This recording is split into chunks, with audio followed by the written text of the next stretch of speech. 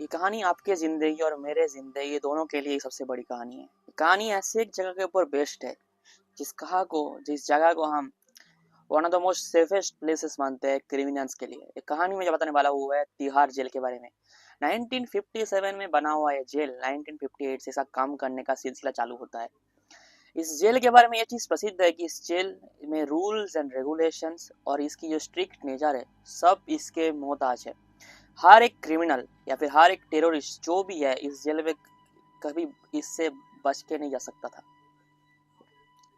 ये जेल के बारे में सिर्फ इंडियंस नहीं, बहुत सारे फॉरेनर्स भी इसका तारीफ करते हैं। 1958 में जब जेल काम करना स्टार्ट करता है उस दौरान से लेके आज तक टोटल 67 ईयर्स ये जेल अभी भी इंडिया को सर्व करता आ रहा है और बहुत सारे टेररिस्ट और बहुत सारे क्रिमिनल्स यहाँ पे रह चुके हैं। लेकिन इसके साथ साथ इस जेल के बारे में एक और चीज़ प्रसिद्ध है कि ये jail is one of the most haunted places in India. आज की कहानी इसी सच्चाई के ऊपर बेस्ड है। 1965 को एक क्रिमिनल ब्लैक मैजिक करने वाला बाबा कालीनाथ बोल के एक आदमी को सेल नंबर 19 में रखा जाता है and with in 3 days police पाती है कि वो आदमी अपने सेल में ही सुसाइड कर चुका है।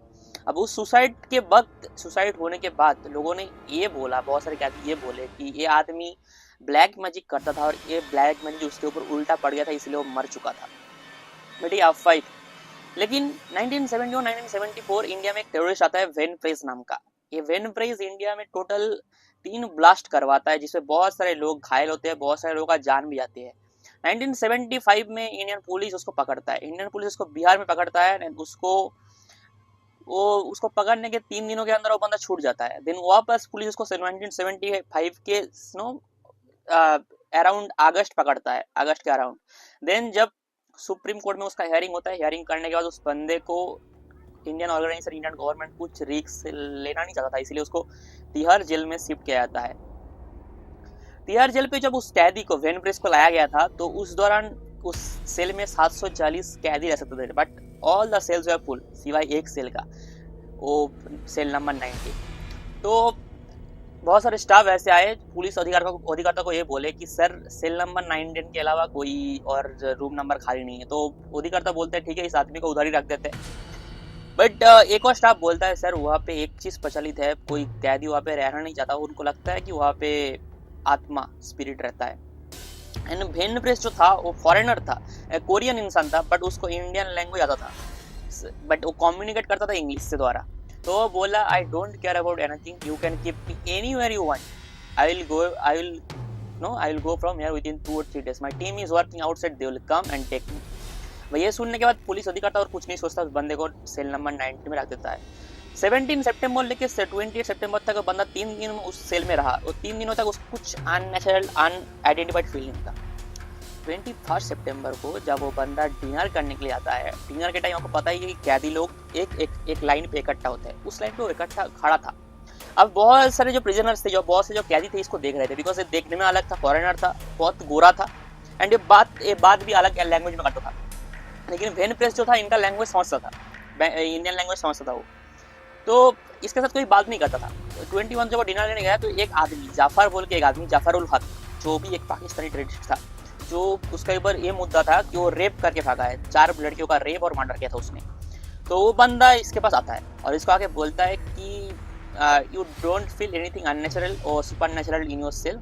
तो वेन प्रेस पहले इस बंदे को इग्नोर करता है। देन जब उसने अननेचुरल या सुपरनेचुरल बोला तो वेन प्रेस बोलता है what kind of unnatural, I don't feel anything, who are you. तो जाफर अपना इंट्रोड्यूशन करता है कि मैं यहाँ पे पिछले 3 सालों से हूँ, मैं सेल नंबर 14 में रहता हूँ, मेरे ऊपर ये इल्ज़ाम है कि मैंने 4 लड़कियों का रेप और मर्डर किया और एक्चुअली वो जस्टिस मतलब उसका प्रूवन फैक्ट भी था। तो वेन प्रेस को ये बुतने बताता है, वेन प्रेस बोलता है don't care about anything, I will go from here with in 1 week something like that. बहुत कॉन्फिडेंट था बंदा अपने ऊपर। 21 सितंबर डिनर कंप्लीट करने के बाद वो अपने सेल में आके सो जाता है और उस सेल में कोई और नहीं था।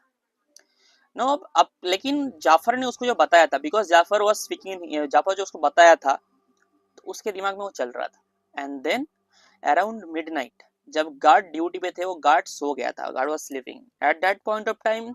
Know when press was sleeping also, but suddenly वो नींद से उठ जाता है। उसका नींद से उठने का वजह ये था, उसको किसी का हंसी का आवाज आ रहा था। जब आदमी आपके सामने यार पीछे बहुत जोर से हंसता है ना, वैसा आवाज आ रहा था। तो वेन प्रेस का जब नींद टूटता है तो देखता है उसके सामने यहाँ पीछे कोई नहीं है, एंड देन वो वापस हो जाता है। देन सडनली अराउंड 5 और 10 सेकंड वो हंसी का आवाज वापस आता है। देन वो रिप्लाई करता है, हु इज स्माइलिंग हियर, कौन है यहाँ पे? तो कोई रिप्लाई नहीं देता, कोई भी रिप्लाई नहीं देता। अब जब ये हल्ला कर रहा होता तो गार्ड आता है, गार्ड आके इससे पूछता है क्या हुआ। देन ही स्टार्टेड सेइंग कि यहाँ पे कोई हंस रहा है मेरे सेल पे। तो गार्ड जो था, इसको पता चल गया था ये इसका नौटंकी है, तो गार्ड वहां से चला जाता है, बोले यू स्टे यार, नो प्रॉब्लम। वो जाके वापस हो जाता है अपने जगह पे। देन अराउंड उसी दौरान 15 से 20 मिनट हुए होंगे, उसको मंत्र चैंट करने की आ जाता है कि कोई आदमी उसके सामने बैठे बहुत जोर जोर से चैंट यहाँ पर मंत्र पढ़ रहे हैं। अब उसको ये चीज, वो जब चैंट हो रहा था ना, तो अचानक आपके सामने कोई अगर जोर जोर से बात भी करता है आपको पता चल जाता है। और वो सेल पे अभी तक 3 दिनों तक उसके साथ कोई नहीं था। 21 सितंबर को उसको रात के टाइम ये महसूस होता है कि उसके सामने कोई चैंट कर रहा है, कोई मंत्र पढ़ रहा है।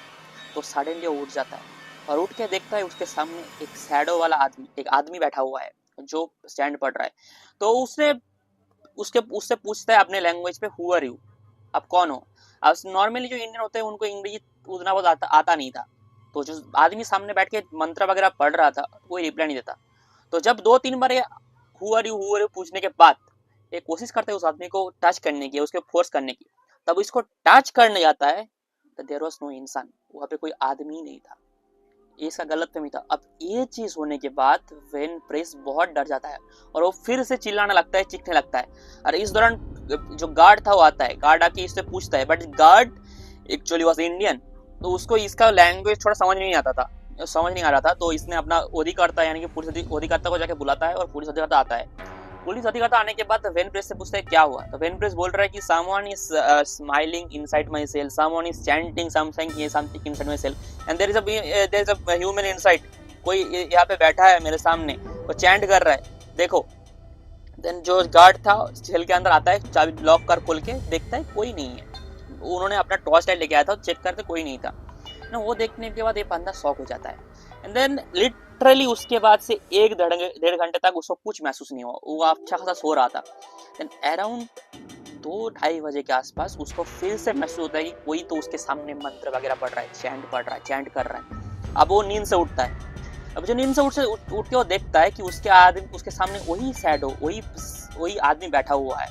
और उसने इस बार भी पूछा, हु आर यू, जोर जोर से पूछा। एंड देन उस सामने वाले आदमी से रिस्पॉन्स आता है। वो आदमी बोलता है, आप इधर क्या कर रहे हो? Then you know Wenpress अपने लैंग्वेज उसको बोलता है कि I am a terrorist, they caught me and I am here. वो अपना रिप्लाई देता है। एंड देन उस आदमी ने, जब वेन प्रेस उस आदमी से कुछ पूछ नहीं जा रहा था, तो उसको लगा वो आदमी वापस गायब हो जाता है। अब ये देखने के बाद वेन प्रेस बहुत ज़्यादा डर जाता है, इतना ज़्यादा डरा हुआ है। बट अभी उस गार्ड को बुला भी नहीं सकता था, बिकॉज गार्ड अभी पे नहीं था, उसका सेल लॉक था। इसी दौरान उसको नींद नहीं आता, वो सोया हुआ था। अचानक मतलब जब सेल के बाहर जहाँ पे लाइट था ना, वहाँ पे वो देखता है कोई आदमी चल फिर रहा है। अब जब वो सामने से देखता है तो उसको पता चलता है कि आदमी कौन है। वो आदमी कोई और नहीं था, जाफर था। एंड देन वो जब जाफर को देखता है तो वो पूछता है, वेन प्रेस पूछता है उससे कि Jafar, what you are doing outside. तो जाफर उसके सेल के सामने मुंह लगा के आता है, बोलता है कि मैं ऐसे बाहर घूमता रहता हूँ, मैं यहाँ पे रात पे बाहर घूमता रहता हूँ। बोले why you are not trying to escape. तो वो जाफर बोलता है कि यहाँ से भाग नहीं सकते, इधर सिक्योरिटी बहुत टाइट, लेकिन मैं इधर से बाहर घूम सकता हूँ। तो वेन प्रेस उसको बोलता है, कैन यू हेल्प मी। तो जाफर बोलता है, हाँ आई कैन हेल्प यू। बोल रहा है, can you open my door. तो जाफर बोलता है, नो आई कांट। बोल रहा है, तो तुम कैसे बाहर गए। वेन प्रेस बोलता है, तुम कैसे बाहर गए। जाफर उसको फिर से बोला कि मैं घूम सकता हूँ बाहर, मैं बाहर घूम सकता हूँ। एंड देन वो वैसे ही घूमता रहा। वेन प्रेस उसको देखे जा रहा है और वेन प्रेस उसको फिर से बुलाता है, बोलता है, Jafar you told me about something unnatural ना। जाफर बोलता है, yes I told you about it. I heard someone smiling and someone chanting something. I already told you about it. तो जाफर उसको कहानी बोलता है कि यहाँ पे कालीनाथ बोल के एक कैदी रहता था 1965 में, जिसका अचानक मौत हो गया था। लोग बोलते थे वो ब्लैक मैजिक कर रहा है। और जितने भी कैदी यहाँ पे रहे हैं उन लोगों ने इसका प्रेजेंस महसूस किया है। तो वेनप्रेस अभी बहुत ज़्यादा डर जाता है और डर के बोलता है so what I can do right now. तो जाफर बोलता है you have to stay here, you are staying for the last 3 days, you have to stay here, आपको यहाँ पे रहना पड़ेगा। एंड इसी दौरान गार्ड आता है। एंड जब गार्ड आता है ना, गार्ड इससे पूछता है, मतलब ये गार्ड देखता है कि ये बात कर रहा है किसी से, तो गार्ड आता है, गार्ड आके इससे पूछता है hey what you are doing. तो वेनप्रेस बोलता है hello Jafar is standing in front of me, he is talking. Jafar? Guard एकदम चौंक जाता है। एंड देन जब वेनप्रेस अपने लेफ्ट को टर्न मारता है तो उस देखता है कि उसके सामने कोई नहीं है। तो वो किससे बात कर रहा था अभी तक? तो वो गार्ड को बोलता है, तो गार्ड अपने अधिकारी को बुलाता है और वो वेनप्रेस बोलता है कि I have seen Jafar. Jafar was talking with me. He told me that he do this really he do these things often. ये ऐसा करता रहता है कि बाहर घूमता रहता है। तो जो अधिकर्ता आया बोलता है किसका नाम बोल रहे तुम? तो वेनप्रेस बोलता है जाफर। तो बोलता है कि जाफर बोल के एक आदमी यहाँ पे रहता था, लेकिन 3 साल पहले उसको फांसी दिया गया था। ये सुनने के बाद वेनप्रेस बहुत ज़्यादा डर जाता है। तो वेनप्रेस ने जितनी भी बातें पुलिस को बोला था एक्चुअल सब सच था। वो सेल नंबर 14 में रहता था, वो 4 लड़कियों का रेप और मर्डर किया था जफर उल हक, और उसका फांसी हुआ था। बट एक चीज जो वेनप्रेस ने बोला कि वो 3 साल से यहाँ पे रह रहा है, वो झूठ था। ये बोलने के बाद उसको पुलिस बोलता है कि to stay at your position and don't do any drama. तो अभी वेनप्रेस अपने जगह पे आकर सो जाता है। उसके साथ ये जो चीजें हुआ बहुत ही अननेचुरल था। किसी का स्माइल सुनना, उसको ये प्रेशर होना कि जाफर बोल के आदमी उसके साथ बात कर रहा है, जाफर को फील करना, कोई आदमी का चैंट करना, जाफर का वो कहानी सुनना, सारी चीजें unnatural. And you will not believe me, 22 September वेनप्रेस was found dead inside his cell. वेनप्रेस मृत पाया जाता है अपने सेल के अंदर, और जो रिपोर्ट आता है उस पर दिखाया था हार्ट अटैक।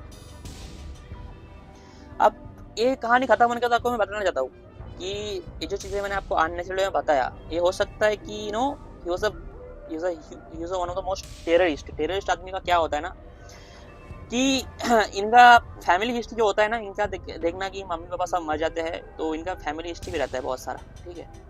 तो जब पुलिस ने इसको पहली बार पकड़ा था, जब ये भाग गया था ना, तो जब गवर्नमेंट ने इसको दिया था कि लाइफ टाइम इम्प्रिजनमेंट का साया, लाइफ टाइम इसका जो जेल का साया दिया था ना, तो पुलिस को ये डर था कि शायद ये बंदा वापस भाग जाए, तो अब इसको तिहाड़ जेल पे शिफ्ट किया था। अब सेल नंबर 9 में कहानी कुछ अलग हो सकता है जैसे लोगों का मानना है, बट वेनप्रेस ने जो कहानी बताया था कि जाफर चैंट वगैरह सुनना, it can be a fictional story.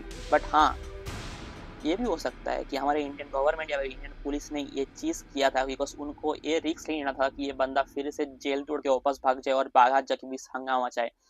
अगर ऐसा चीज़ सच पे हुआ था, it was really well done by Indian police and Indian government, क्योंकि ऐसे लोगों के साथ ऐसा ही होना चाहिए। आपको कितनी अच्छे से स्टोरी बता पाया, और मेरे पास स्टोरी बताने का उतना हैबिट भी नहीं है, बट मेरे को बोलना था चीज़ें, मेरे को सर्च करना था, मैं किया, करने के बाद आपको इस चीज़ बताया। I hope you guys really like the video. अगर आपको वीडियो पसंद आया तो प्लीज़ थैंक यू।